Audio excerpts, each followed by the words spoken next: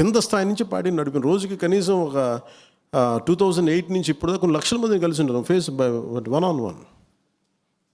ఒక సీజన్లో కనీసం 10,000 మంది కలిసి మనోహర్ గారు కానీ కూర్చొని రోడ్డు మీద. ఇప్పుడు గ్రీన్ ట్యాక్స్ వచ్చింది, గ్రీన్ ట్యాక్స్ తగ్గించడం ఎలా వచ్చిందండి? మేము రోడ్డు మీద వెళ్తుంటే కూర్చొని బండి ఆపితే చెప్పాను మాకు ఇది సమస్య. We made it a point. అట్లా ఎన్ని సమస్యలను అలా చేసుకున్న సమస్యలు మనం హైలైట్ చేసుకోలేకపోతున్నాము. ఇవన్నీ బ్రాడ్గా డిఫైన్ చేసుకుంటూ వెళ్తున్నాం ఇవన్నీ. కానీ ప్రాసెస్లో మనందరం అధికారం ఉన్నంత ఐక్యత, అధికారం ఉన్నంత పోరాట పటిమ అధికారంలోకి వచ్చా కొరవడ్డాయి. అందరూ మెత్తబడిపోయారు. నేను మెత్తబడలేదు. నాకున్నది ఏంటంటే I have got big responsibility. పార్టీని ఎలా నడపాలి, పోనీ చేద్దామంటే ఇది కూర్చొని ఒక 100 మంది మేధావులు కూర్చొని కలిపిన పార్టీ కాదు.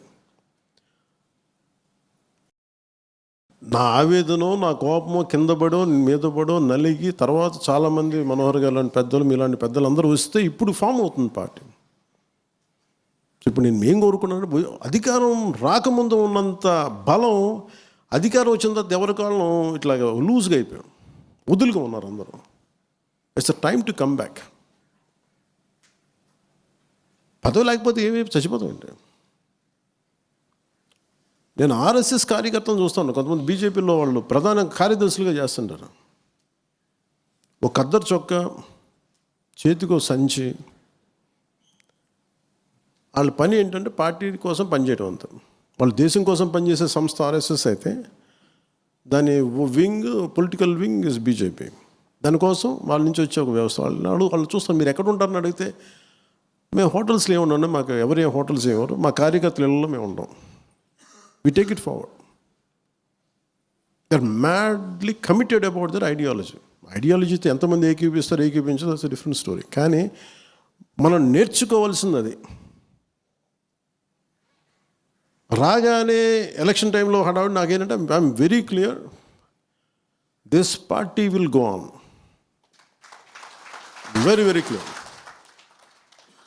ఎవరు ఎటు వెళ్ళినా కానీ ఈ పార్టీతో ముందుకెళ్తాం. నాకు క్యాడర్ క్షేమం చాలా ఇంపార్టెంట్ నాకు. ఎందుకంటే జన సైనికులు వీరమహిళ లేకుండా పార్టీ లేదు. కానీ ఇది పదవులకు సంబంధం లేదు, అది నేను చెప్తున్నాను. మనోహర్ గారికి ఏ పదవి ఉందండి అసలు? ఆయన దాన్ని తిట్లు ఇంకెవరు తినలేదు ఈ మధ్యగా మా పార్టీలు ప్రత్యేకంగా. ఏమి చేసినా అది ఆయన పాపాలు పైరులాగే. ఇప్పుడు ఇంకొంతమంది భరిస్తున్నారు. ఇప్పుడు విశాఖ ఉక్కు ఆంధ్రుల హక్కు. ఏ ఆంధ్రుల హక్కు అంటే ఉమ్మడి ఆంధ్రప్రదేశ్ హక్కు ఇది. అంటే ఎందుకు చెప్తున్నానంటే ఈ పోలీస్ కాల్పులో చనిపోయిన వాళ్ళలో తెలంగాణ జగిత్యాలకు చెందిన సాయిరాం ఏదో ఉందండి, జగిత్యాలైంది. అంటే ఇది విశాఖ ఉక్కు ఆంధ్రుల హక్కు. It's not just about Andhra, ఇది ఎంటైర్ తెలుగు ప్రైడ్, ఒక ఉమ్మడి ఆంధ్రుల హక్కు ఇది. అలాంటిది ప్రైవేటైజేషన్ జరుగుతున్నప్పుడు ఇది నేను 2 సందర్భాలు మన కోన తాతారావు గారు ఎక్కడున్నారు, కోన తాతారావు గారు ఉన్నారు, మీటింగ్ పెట్టాం. తర్వాత అధికారంలోకి వచ్చిన తర్వాత మళ్ళీ మొన్న కూడా మనం మాట్లాడాం. ఇది ఇంకా ప్రైవేటైజేషన్ ఆపక ముందు గత ప్రభుత్వాన్ని నడిపిన వాళ్ళ అధినాయకత్వం తెలుసు అప్పుడు ముఖ్యమంత్రికి. విభజన సమయంలో విడిపోవడానికి ఒప్పుకోవట్లేదని ప్లే కార్డు పట్టుకోవడం ఎలా పట్టుకున్నారంటే అప్పుడు టీవీలో చూపించారు. దొంగచాటుగా సోనియా గాంధీ గారు చూడకుండా ఆవిడ కనుపంట పడకుండా, ఆవిడ కళ్ళలో పడకుండా చెప్పారు ఆయన. మీరు ఆ విజువల్ ఉంటుంది చూడండి.